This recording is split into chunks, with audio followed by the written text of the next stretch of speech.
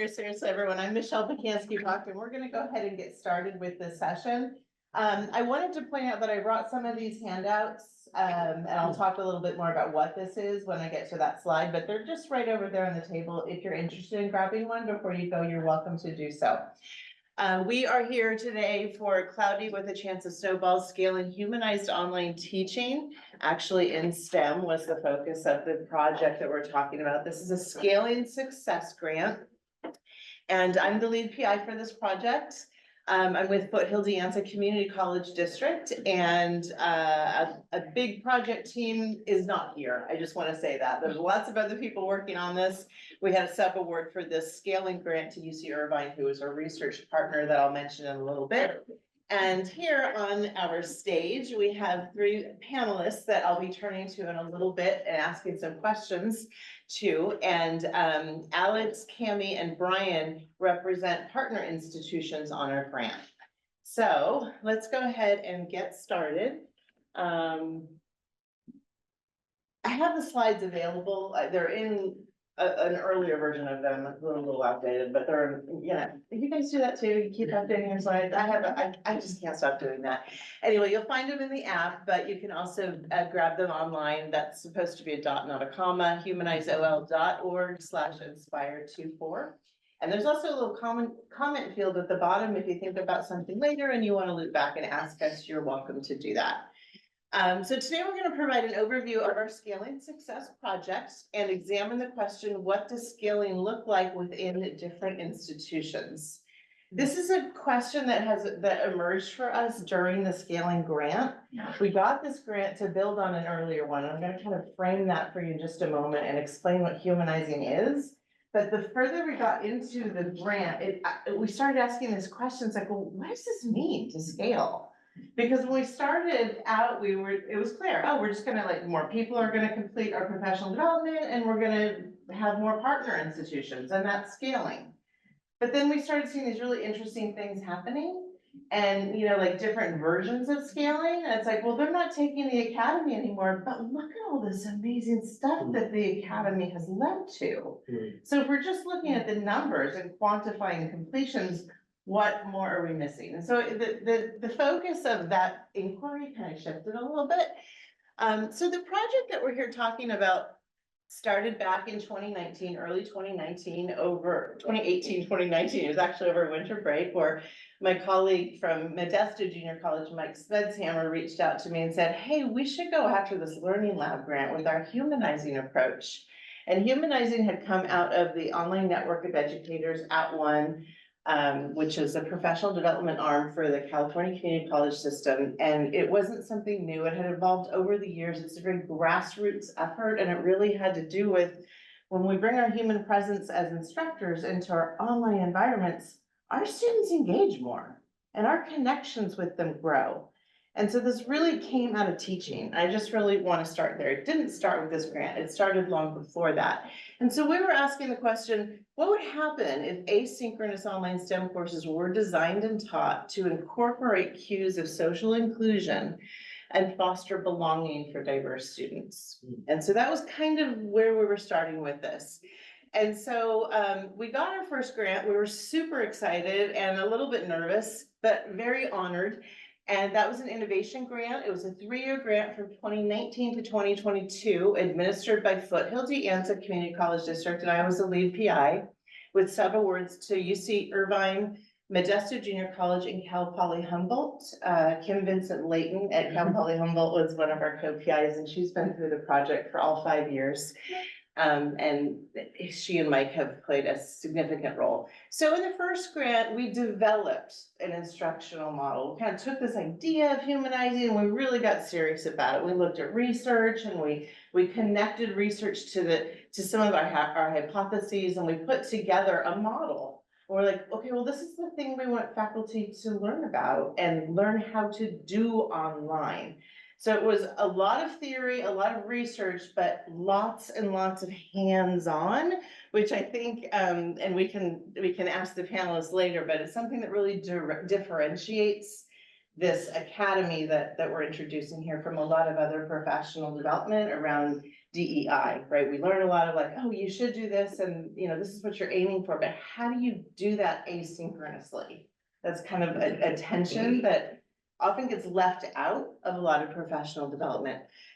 So we developed the professional development, which was a 6-week asynchronous humanizing online STEM academy. So faculty themselves and faculty support specialists from institutions were invited in to complete the academy. They engaged with what we call warm demander facilitators. I'll talk a little bit more about that in a minute. And then completed the academy. So it's about situated learning and experiencing that type of learning environment through the lens of a learner. We also did research and we produced a toolkit. It shared the academy openly, as well as lots of other goodies, including showcases that the participants completed. And then our scaling grant, which we just wrapped up in June, went from 2022 to 24. And we focused on scaling that academy. And then for our research for the second one, we wanted to examine the impact of humanized online teaching on equity gaps in undergraduate STEM courses. So the first research was qualitative. The second one, we were actually able to analyze some quantitative data that got a little bit derailed the first time because of COVID. So the model, humanized online teaching, is, I mentioned that this earlier. You'll learn more about it there if you want to take a look at it. And on the back side, it doesn't get into what any of them are, but it just lists them. We've got the pedagogy kind of roughly kind of summarized on the left side, which focuses on instructor to student relationships. And on the back side, these 8 humanized elements, these elements are the things that the participants created through hands-on application of various technologies, including Google Sites, including Flip, which is now no longer around, but lots of other tools that bring in human presence. So I'm going to introduce you to the pedagogy really briefly.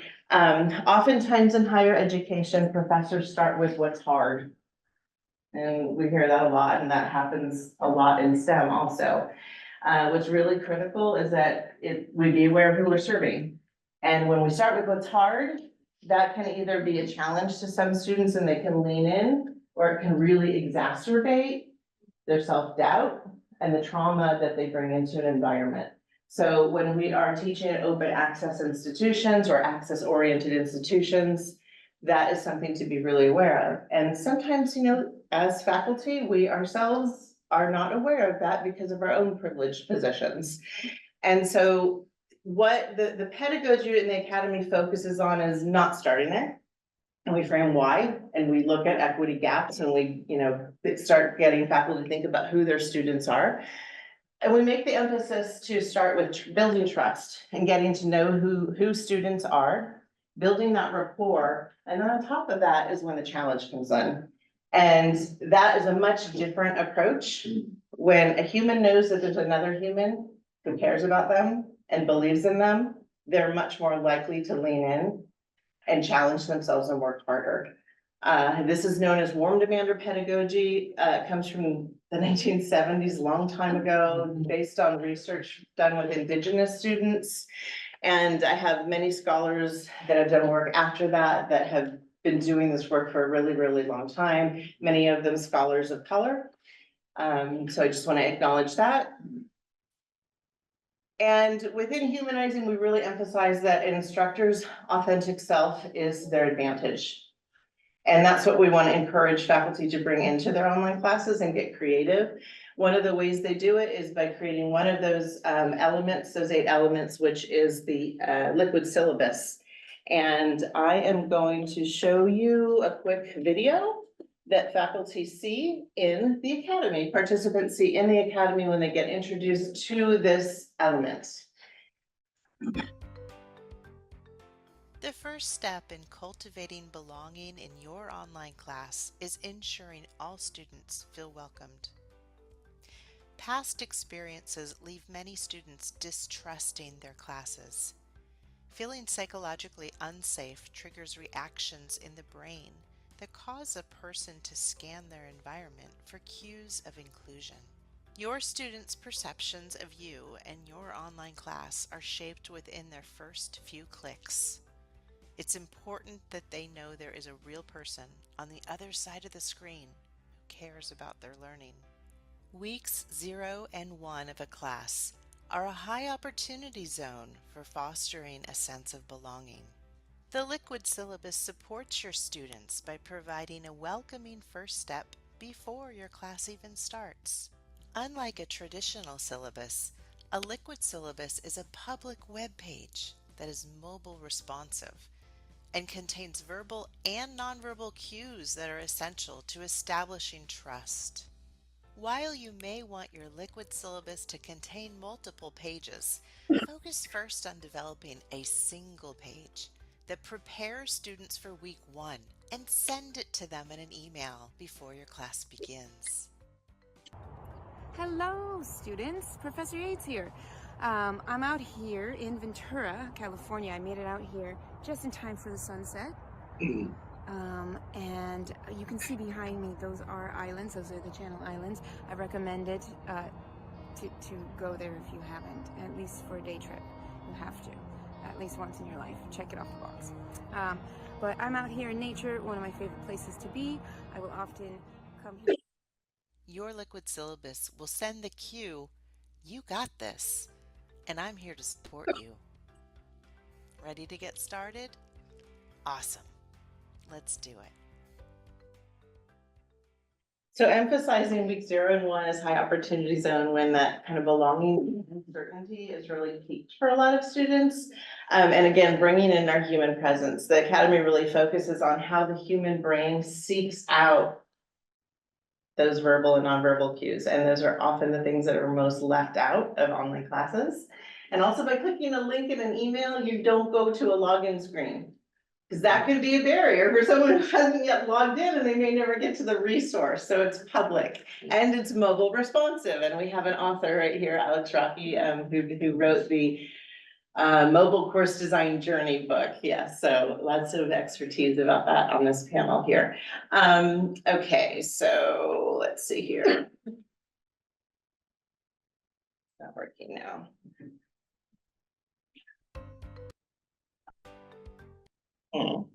Have to go to the Oh, I have to go. 11 over there. And just click the next Oh, one. right That here. happened to us yesterday. Oh, so the video kind of derails it? Yeah. Good to know. Okay, so we already looked at that. We don't need to look at that again, but I just want to frame the other 8 elements. So kind of that's just one of them. Obviously, we can just give you a little taste here. And faculty at the end complete a humanizing showcase that gets shared with the Creative Commons license, and it's a digital e-portfolio of everything that they've done. And they do that using Google Sites, one of the tools that they also use to create their Liquid syllabus. Those showcases are publicly accessible on our website if you want to dig into them and share them. We know that's an important part of scaling. So what are the outcomes for our scaling success grant? Real quickly here. We more than doubled our partner institutions. We had 8 in the first grant. We more than doubled it to 17, which we're really excited about. We had some institutions that actually came to us, including Ventura, in the scaling grant. So that was neat to start to see the word get out and institutions say, hey, we want to be a part of this. And we kind of partnered with Ventura to figure out how to make that happen. And when it comes to academy completions, we more than tripled those from 82 in the first grant to 330 at the end of the second grant. We also wanted institutions to start investing in the academy, and we framed it as equity infrastructure. So when we invited the partners back from the first grant to the second grant, and Bakersfield was one of them, we said, we're gonna invite you on as a Grow partner. Grow partners already received faculty stipends, like faculty got $1,800 stipends at the end of the academy. So we said, you're welcome to come back if you start funding those stipends. And so we had institutions that said, we can do that. We will figure this out. And at the end, we had a total of $212,400 spent by our Grow partners on their own professional development. And we used the grant funds in the scaling grant for our seed partners in Ventura and Fresno were seed partners, and Ventura transitioned from a seed to a Grow. Halfway through the academy, the scaling grant, they they said, they kind of met what we had talked about in terms of the number of completions. I said, we want to keep going and we're going to keep funding our stipends. So that's pretty exciting. This is a list of all of our partners. The completions column shows the number of participants from that institution that completed. And so you'll see there's a huge range, anywhere from 2 to 34. Okay, and again, I just want to say that the number does not equal the success. There's a lot of dynamic things happening. Our research, I'm not going to read all this because I don't have time and I want to have a conversation, but you have the slides if you want to dig in and look a little bit more closely. This is just the research from the scaling grant. We did surveys and qualitative longitudinal studies as part of our first grant. So there's a lot of really rich data. In both grants with the surveys that we conducted on faculty before and after the academy, we saw changes in perceptions, attitudes, and practices, including recognition for the role that emotions and belonging play in STEM success, awareness of how the instructional environment shapes students' emotion and belonging. You can see the changes from the pre to the post over here on the right side. The belief in students' capability to succeed, so we're seeing shifts from deficit thinking about students to more asset-based thinking. More flexibility and more confidence in online teaching. You'll see that's in the first group there, the second line, confidence in online teaching went from 4.02 to 4.58. Can we do something? You don't feel good about it? Like, that's pretty darn important. I really want to stress that. And I think that's what's happening across the board right now. Like, how many faculty feel completely confident about everything that they're doing, like bring AI in, and there's just so much. Changes in beliefs about responsibility. So providing culture responsive and student-centered practices, we saw an increase in that sense that that's the responsibility, that it's their responsibility to affirm and support students and foster belonging and connection, all increases in those categories. We also saw self-reported changes in teaching, obviously much more audio and video, huge increases there. That was a big emphasis of the academy. And I'm really excited to share that there was an increase in student-to-student interactions. You can see the bottom categories here. The student-to-student academic interactions went from 2.96 to 3.52. The last one was reported as a percentage because it was a different kind of question, but student-to-student social interactions, such as an icebreaker, 62% of participants did it before and 96% after. I will say that our qualitative research data from the first study, though, found that students want more and they want better. Yeah, so the quality needs to increase, but they also want more interactions. A quote from a professor: I feel like I was given the permission to be the professor I always wanted to be. There's a big emphasis on vulnerability and leaning into that. And we do believe that based upon what we heard, faculty began to feel more connected to their teaching as well and more motivated to be a better online instructor when that started happening. So this goes both ways. It also, there's an increase in faculty engagement. And then when it comes to students, we saw high rates of belonging in humanized online STEM classes, particularly among students from racially minoritized groups. And that was done with a pre-post survey for students in classes taught by academy instructors. And we saw larger increases from the start to the end of the class for students from racially minoritized groups, which is a good thing. And we do have evidence that there were reduced racial and ethnic equity gaps using a pre-post study of online classes taught by academy or participants with a control group. And an increased overall success rates in course modalities with significant increases among women and Latino students. And that study came from our partner, Ventura College, which we were really excited to start to see institutions doing their own analysis.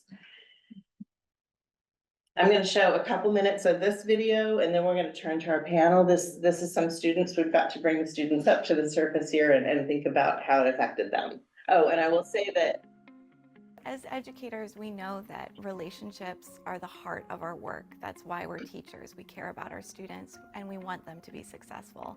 The Humanizing Online STEM Academy has had a profound impact on how faculty have been able to support our students. So the Online STEM Academy provided faculty step-by-step directions and inspiration on how they could leverage technologies to create really powerful interactions with their students. As a result of me taking the academy, I would say one big change I see is an increase in communication with my students. So if something sort of goes wrong with them taking the class, and sometimes they might just silently unenroll and disappear, now they reach out to me, and I've seen a major increase in retention due to that increase in communication. There was a video in the liquid syllabus that, Professor Choate took the time to sort of introduce herself, give us a breakdown of like how the class was going to work, what to expect. Seeing Professor Choate in that video just helps me feel less anxious. It matters that an instructor cares, because my first year here, I was super overwhelmed. I didn't know how to communicate. I thought I was organized already, but I had no idea.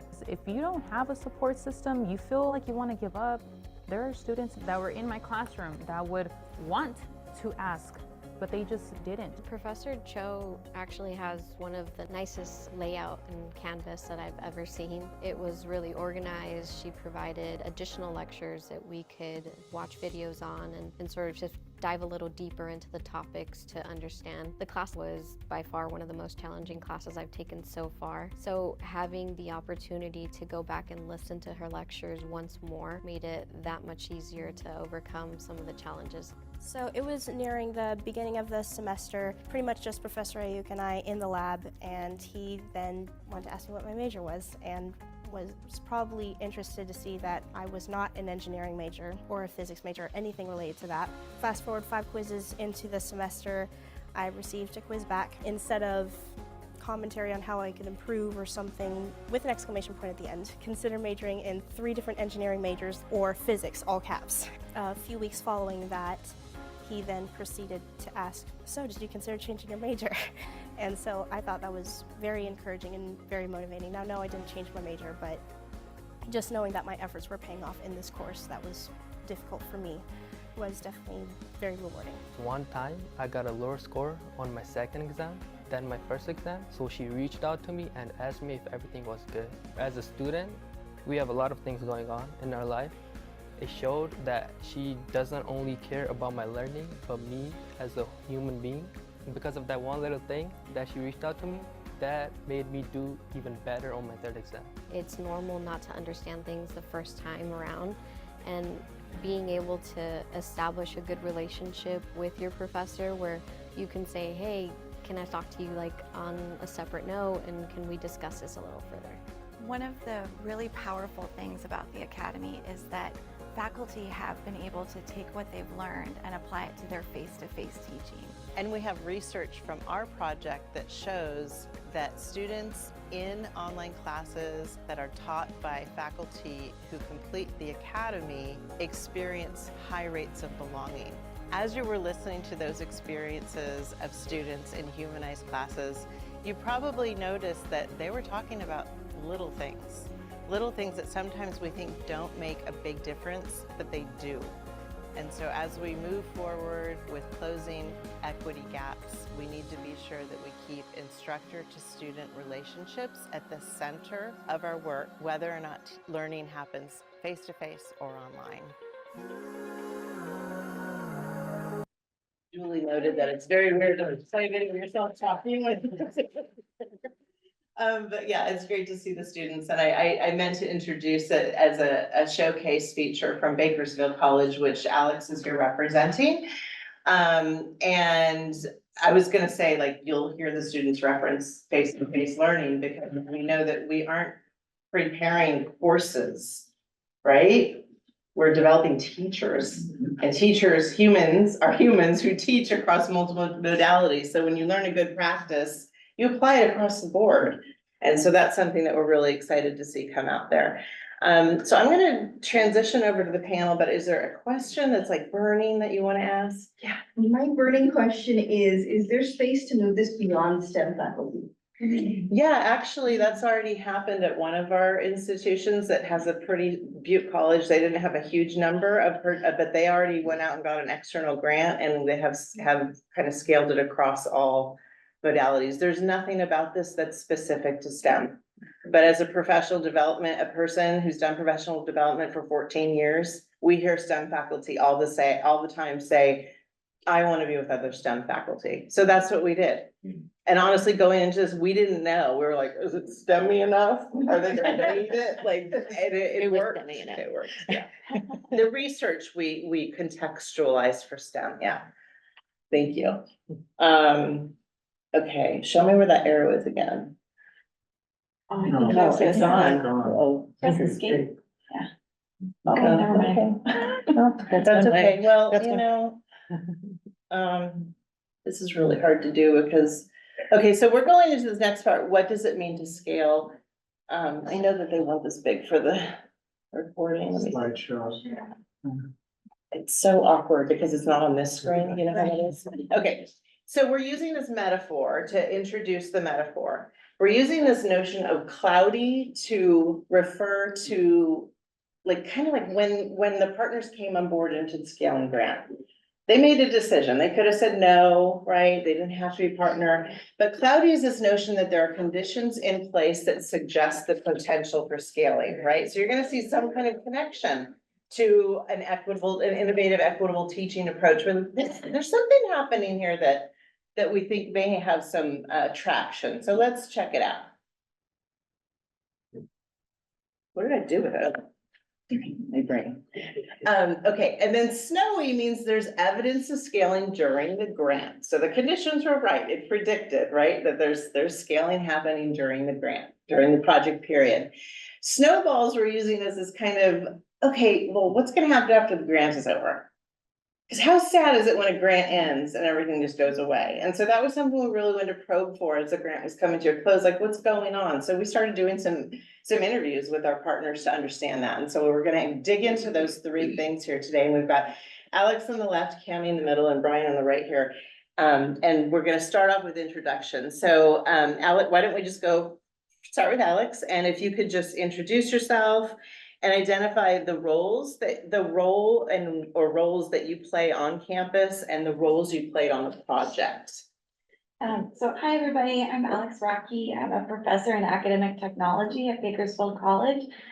So that means that largely I'm in charge of helping to develop professional development for faculty as it relates to teaching with technology. So during COVID, that was a pretty busy time.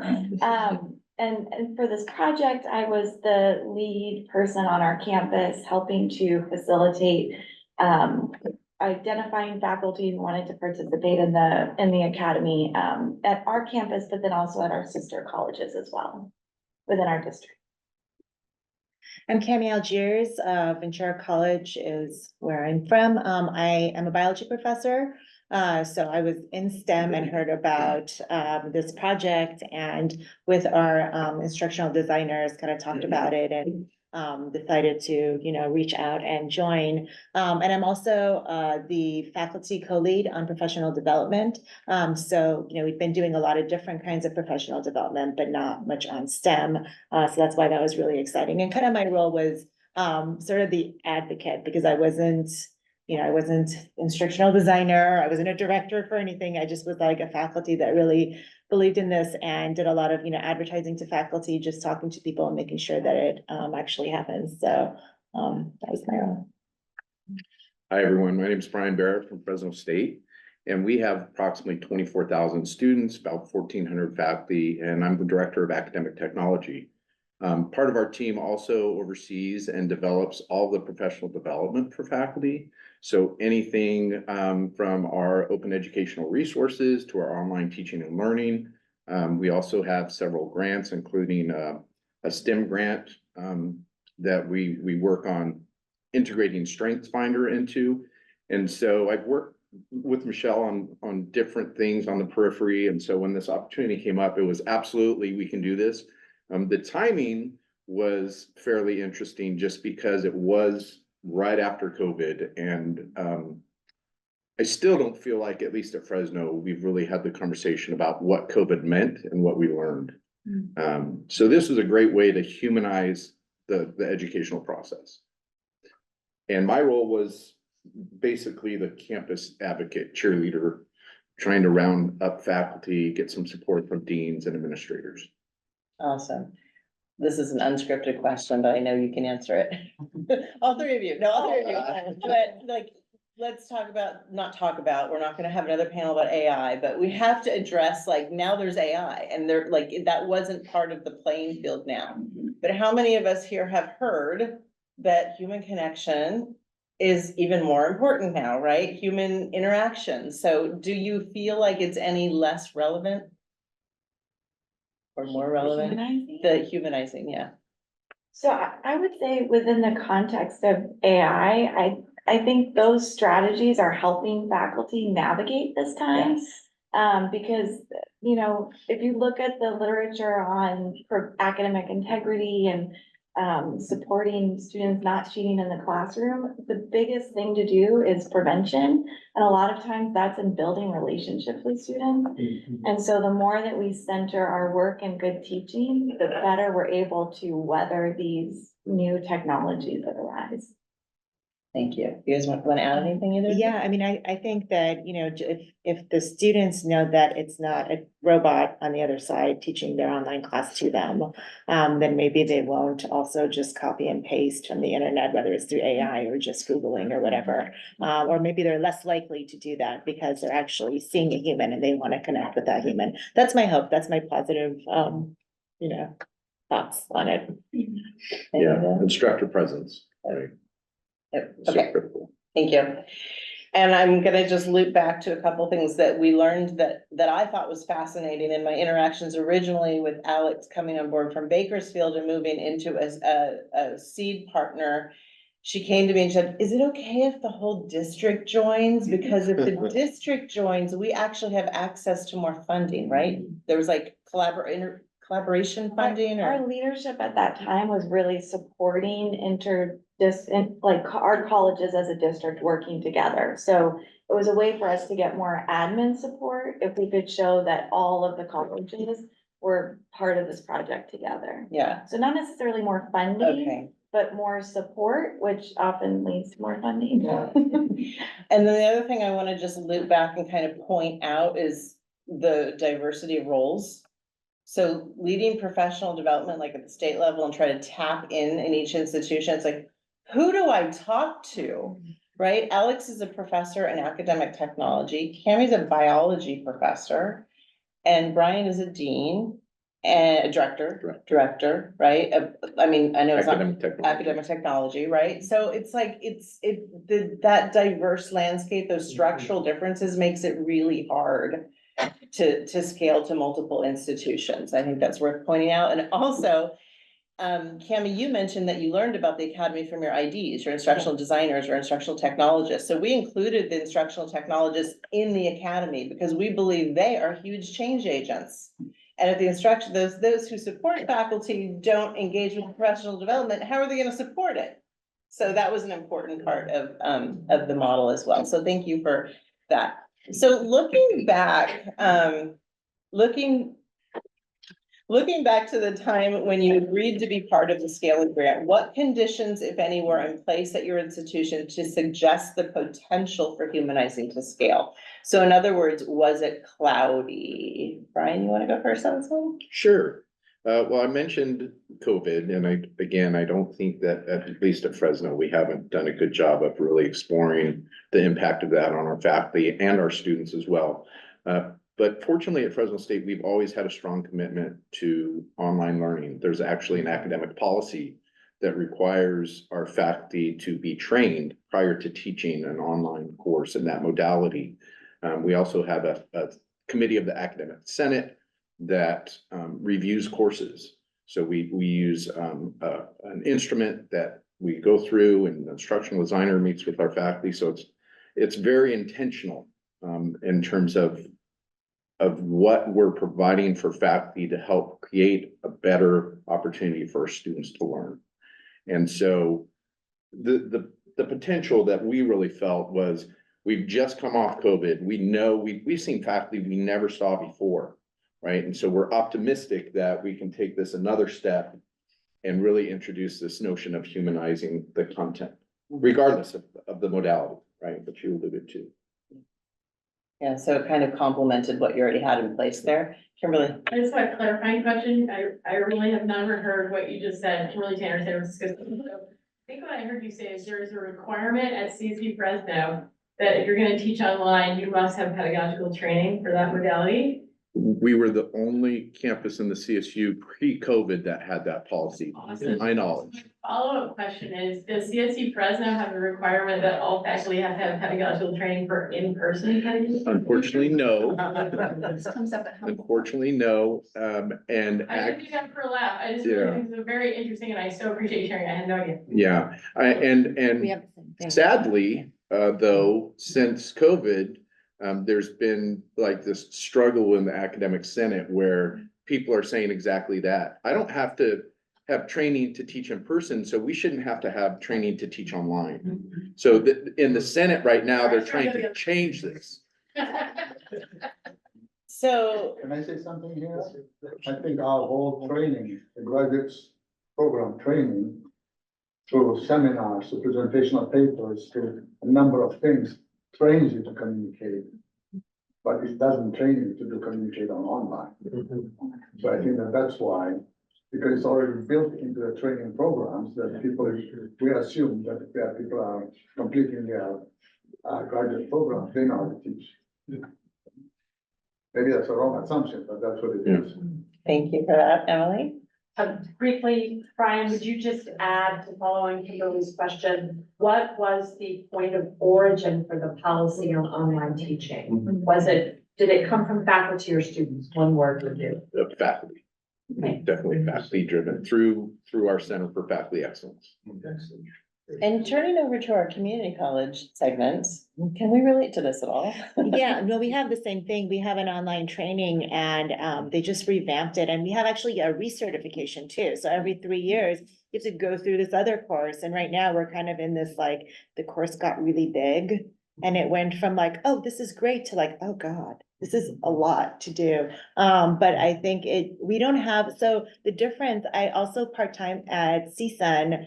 The CSUN Canvas that's purchased has like anywhere you go, there's help and it tells you what to do. We don't have that version. We just have like, here's Canvas, figure it out. So I think that's another reason is that if you just go on Canvas, you're not gonna know what to do if you've never done it before. And CSUN, California State University, Northridge. Yes, yes. Part of the CSU system, sorry. And Kammy, do you want to address anything else that ties back to the conditions? The cloudy, yeah, for us, definitely we came in year 2, so it was after COVID had already started and a lot of the faculty were just like trying to figure out how to put their content online, as you all remember. And then in STEM, all the labs had to figure out how to put all the labs online. So I feel like the first thing was like, how do I do that? And then when this grant came in for us, it was like, okay, we got the stuff online. Now let's make sure we're making those connections. And so it was perfect timing because then it was fine tuning and making sure that warm demander was really, really big in STEM because there's a lot of conversations on, do you make it really easy to close equity gaps? Or do you, if you make it too hard, then you have bigger gaps.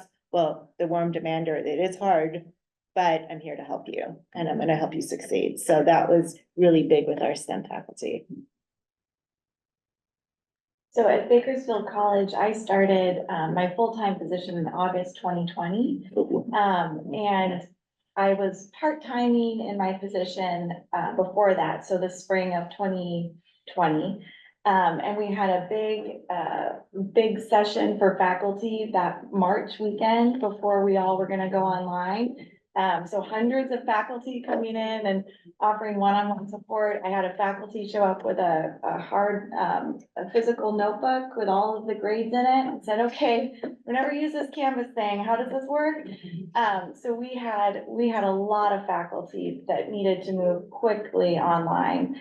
But then after that initial transition, we had faculty that were really hungry for that student connection. So, at our institution, I'm sure at almost every public institution, we go into teaching because we really care about the mission of public education. We want to transform and change people's lives. And faculty missed having that connection with their students, getting to see their students, having that, you know, the high that you get when you see your students learning something. And so faculty were really driven to do humanizing, not just to support student success, but to also bridge that gap so that they still felt that connection with their students. Thank you, thank you. Okay, so let's move on to having the hardest time with all these devices in front of me. Oh, okay, in your opinion, no, we already did that one, right? No, no, yes, yeah, we did snow. Sorry, I got you all confused too. No, we didn't do snow. We didn't do snow when we were on conditions. Okay, so we're going back then. So did it snow during the grant? Did you see that kind of scaling starting to happen? And I'm gonna just do a time check here. We have about 15 minutes left, so if we could just try to, you know, hone in and move forward our last two questions. That would be great. Kammy, why don't you start this time? Yeah, so, it snowed because, a couple of reasons, a lot of the pedagogy things we had done at Ventura College up until that point, was through, we didn't have stipends yet before, and so it was through, release time, or it was more geared to like full-time faculty. So we didn't have a lot of adjuncts in the past. Right when this grant came in, we actually ended up with stipends, and it was a different way of paying faculty. So that really helped. And then in STEM, we didn't usually have a lot of people in STEM participate. We had our like handful of people that always did, but a lot of them wouldn't participate in professional development things. And so since this was specific to them, we started seeing a lot of new names of people that started participating, that, you know, hadn't really gone to anything. So that was really cool to see, you know, all these names coming in. That is really cool, yeah. What are the next one? Sure. And just piggybacking on that, I would say, you know, we have our 20% regulars, right? These are faculty that show up for everything. You have to almost tell them, look, 2 things this semester. So we make sure we get you to the finish line. And what we saw at Fresno, there were faculty that I'd never even seen before. And I've been out at Fresno State for 27 years. And part of faculty professional development for the last 12. And so seeing those individuals and seeing the impact and having conversations with their department chairs and their deans in the STEM areas and the STEM professions, pretty powerful and very meaningful. We had stretch was 30. I think you gasped when I told you we would get 30. We didn't quite make it. We got 27. But yes, faculty were ready for this content. At Fresno, we almost always give professional development dollars. So the funding was critical. Yeah, and this was a really rigorous program. I mean, we estimated about 10 hours per week, and I think that was pretty much on target, and that's a lot to do on top of teaching. Yeah, so the participants really worked. Yes. Yeah, so we noticed a big difference in how faculty talked about humanizing. So just like our faculty culture has really changed. And during the time of the grant, it was really changing. So when we first started talking about humanizing, faculty would say, well, I don't want to, you know, lower the standards. I don't want the course to be easier. And that conversation really shifted, where faculty really embraced and understood the warm demander approach, where they recognized that these strategies are really powerful ways that we can help push students to achieve even higher rigor than if we weren't employing these strategies. And so that was a big shift on our campus. Yeah, and you did a lot to celebrate.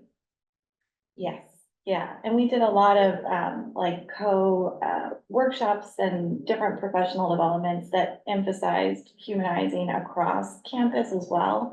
So we had a Person Up Fellowship where we had faculty work one-on-one with instructional designers to create mobile-friendly, humanized courses.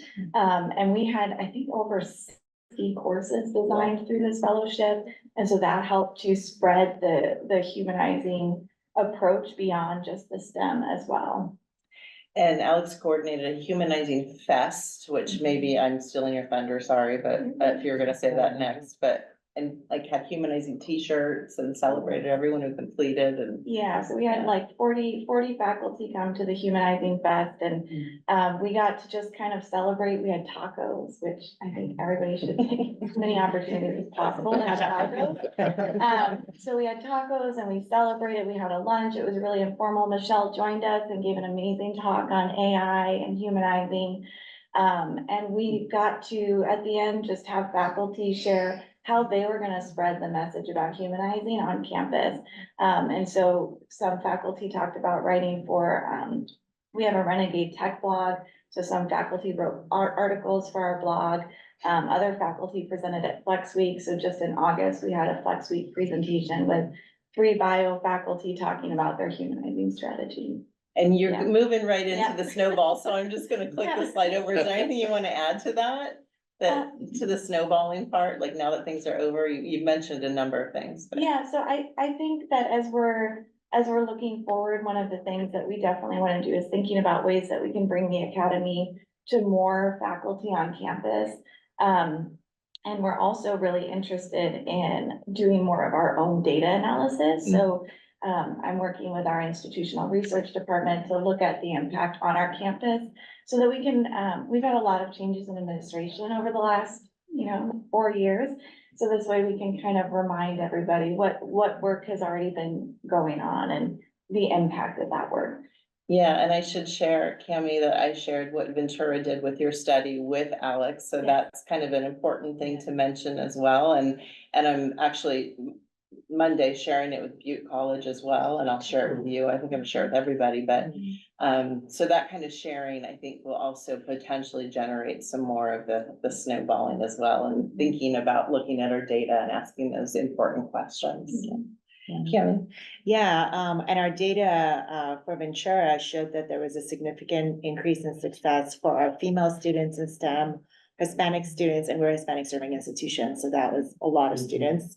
And then students with financial aid as well.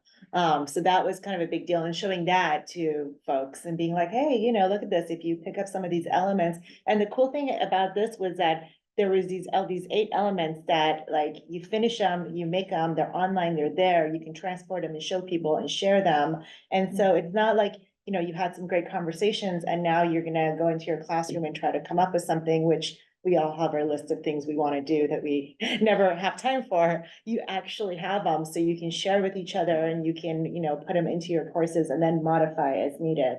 So that was big. And then we did also put the elements within our both certification and our recertification for faculty. So now everybody's getting it, not just the STEM faculty. And those success rates were inclusive of face-to-face classes as well. Yes. Yes, which is super exciting. Yeah, so at Fresno, we've been fortunate, we were able to adopt the content.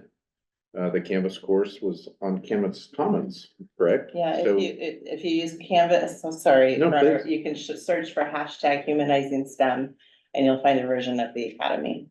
And so at Fresno, we've have 4 instructional designers. We've personalized that, branded it at Fresno State. We've added a few things, and like you, it's now gonna meet that academic policy requirement. I've been pushing forever to try and get that recycle, like it needs to be every 3 years type of thing. And we'll see if that happens. I'm still pushing for that, and I think COVID is the evidence, right? That people kind of needed, that this has to be ongoing. This commitment has to be ongoing. And so we're really excited and grateful. We did it through the union. So it got changed in our contract, and then now everyone has to do it. Yeah. Interesting. So we have some time left for questions. I hope that you all are taking some ideas away from this that you wouldn't have gotten if I just talked about the academy. Yeah, Kelly. So Alex, you had just talked about how this experience shifted the faculty's perception of the value of humanizing, right? I'm really curious whether it possibly also shifted just their perception of online learning in general. And I frame this because what I'm starting to hear now is, for many of our STEM courses that were forced online for COVID, the rumblings are coming up of, I'm never doing that again. This you can't learn this way. So there's a big push to bring them all back on campus, including our biology courses. We can't teach those online. And so I wonder if we had participated in this, would there have been a shift there as well, just in terms of the value of the modality? It's a very good question. So throughout this grant, we, none of our biology courses are taught online anymore. So most of our STEM courses are all face-to-face. We do have some courses that are available online, but the anatomy and physiology courses that were featured in this video, they're all face-to-face now. They are still using the humanizing strategy. And they're very passionate about that. So they have a liquid syllabus and, a student success kit and all of that. But it helped us to have faculty that were able to be advocates for online teaching so that it wasn't just me. Online teaching it's important, you guys, like it helps student parents who can't come to campus. So we had other people on campus saying, no, online teaching is important. You just have to know how to do it. And so in the communication department, for example, I know that this is outside of STEM, but they had some folks in their department that said, you cannot teach public speaking online. That cannot happen. We will never allow that. And they said, okay, well, how about this? How about we do a research project? We do a pilot, 3 semesters. We let some of us teach it online. And Alex will partner with us and we'll do a research project and we'll present the findings to you. And so we did that. And then they led the project. I met with them every once in a while. We looked at their data and their student success data was very impressive and actually higher than some of the face-to-face courses. And so they became advocates for that. And I think that that was a really big piece that came out of this. Okay, in the back. I would like to zoom in a little bit. I'm curious about the engagement part within students, because you were mentioning the engagement with the instructor, which I think is great. And I'm just curious about that other component within students, because sometimes even more what we've seen in our institution is that they can feel very isolated within themselves, right? So did you do any group work, peer work, and how did you decide groups, for example? How did you form them? So maybe a few words on that if possible. Yeah, I can talk a little bit about just with some of the courses. I mean, I think each faculty kind of likes tools they use and they stick to those. For me, like some of the things I do is for discussions, I say you can do it however you want, or some of the assignments, and I give examples. You can do a video, you can do a comic strip, you could do, and kind of open it up, and some of them will just still text, and then others though will do things that are more engaging, and I'm seeing more of that with my course being more humanizing. If I'm on video and I don't look perfect and I'm outside or, on my couch recording, they feel more comfortable doing the same thing.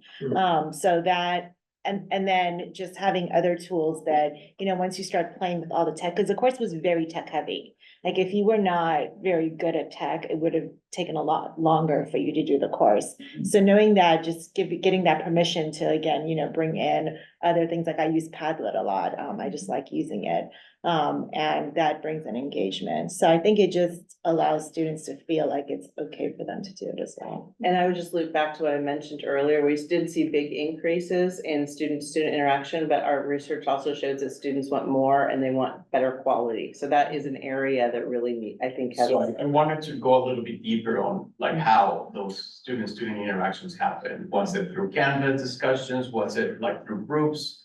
Did you have like synchronous time? So just two of the elements we're using Flip for asynchronous video interactions. So students would see and hear each other. Another tool that a lot of folks in our departments use is Discord. So we don't have Pronto on our campus, but they created really robust Discord. Some of the best discussions I've had was when I just do a check-in with students and say, hey, share a GIF of how you're feeling right now. And those are like really good. But Discord has been really helpful for us. I want to add that, like, for my class, I also encourage group discussion. So I encourage students to share their major or their interest. Like some students actually put down that, oh, I'm a TikTok influencer, and then there's, oh, I love TikTok, and they just put together. So then it is some connection that they could get together. But like for the faculty side, because now we have the professional development group. I want to ask you, do you have any challenge that trying to recruit some faculty that would like to stay in a traditional way, not would like to put a step to explore another way for student approach? And what is the strategy that you apply? Good luck. Okay. So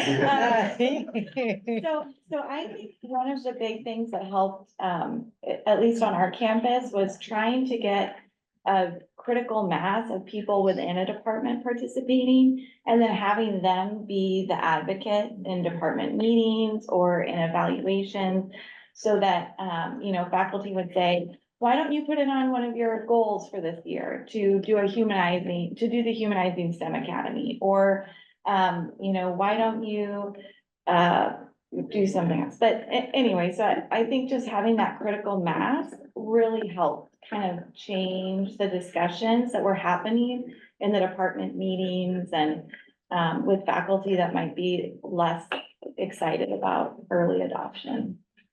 And we are at time, so I want to respect that. I know you've got more sessions to get to. I would love to, we all hope that you'll fill out the survey that is in the app.